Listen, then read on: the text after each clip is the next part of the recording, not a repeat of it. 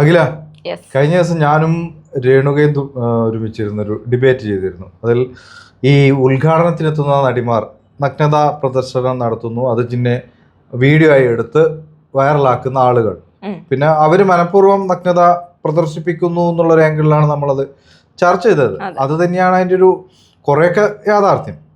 പക്ഷേ ഈ സിനിമകളിൽ അഭിനയിച്ചതിൻ്റെ പേരിൽ നഗ്നത പ്രദർശിപ്പിച്ച് പണം സമ്പാദിച്ചു എന്ന ഒരു പരാതിയെ തുടർന്ന് ഇപ്പോൾ കോടതി കേസെടുത്തു.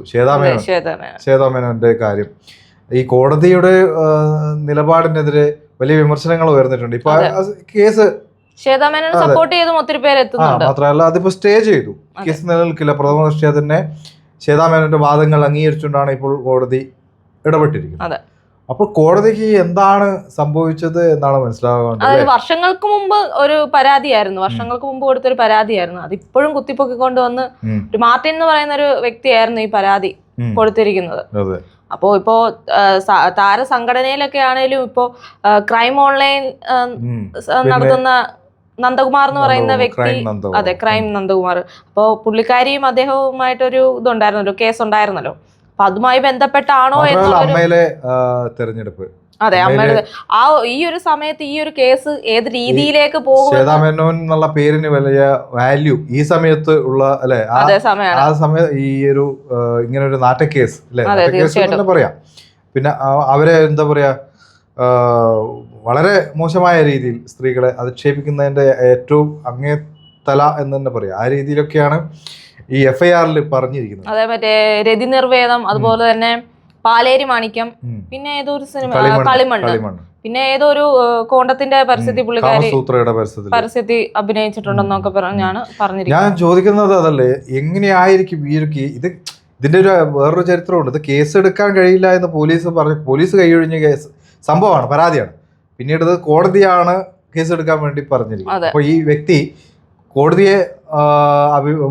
കോടതിയിലേക്ക് പോയിട്ടാണ് ഇങ്ങനെ ഒരു സംഭവം ഉണ്ടായത്.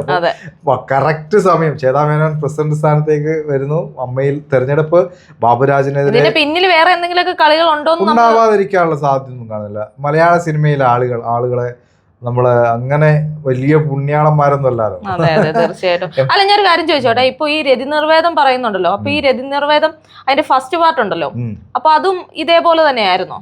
രതി നിർവേദം എന്ന സിനിമ ജയഭാരതിയും കൃഷ്ണചന്ദ്രനോ അഭിനയിച്ച സിനിമയാണ്. രതി ചേച്ചിയും പപ്പു എന്നുള്ള രണ്ട് കഥാപാത്രങ്ങൾ. അത് ഭാരതൻ സംവിധാനം ചെയ്ത സിനിമയാണ്.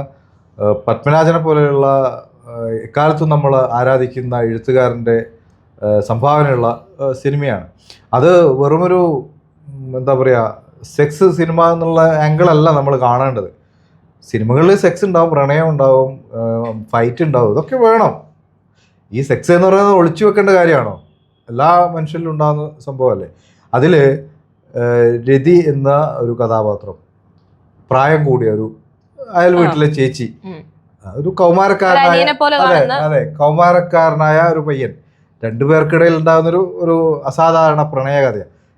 ഈ സമയത്തൊക്കെ അങ്ങനെ എത്ര കേസുകൾ വരുന്നുണ്ട് അല്ലേ? 40 കാരിയോടൊപ്പം 40 കാരിയോടൊപ്പം 20 കാരെ ഒളിച്ചോടി യൂട്യൂബേഴ്സ് വരെ ഉണ്ട്. അങ്ങനെ വാർത്തകളില്ലേ? കല്യാണം കഴിക്കുന്നില്ലേ?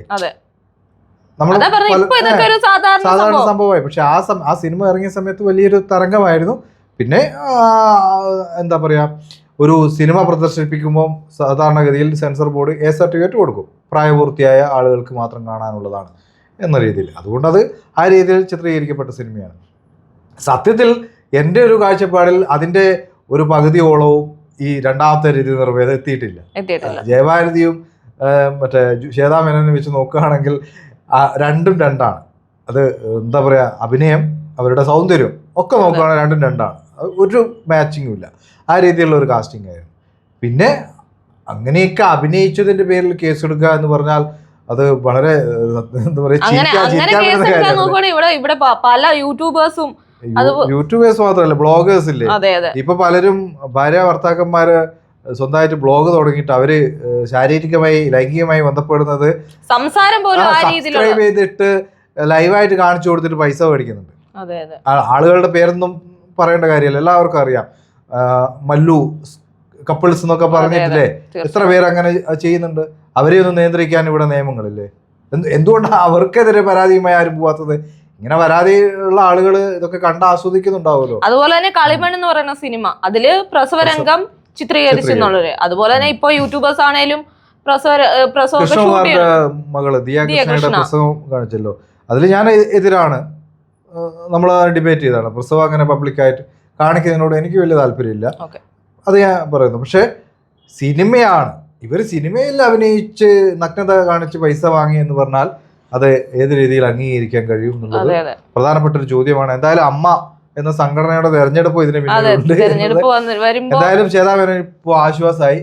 മേൽക്കോടതിയിൽ നിന്നും നീതി അല്ലെങ്കിൽ ഈ ഒരു കേസിന് സ്റ്റേ വന്നിരിക്കുക.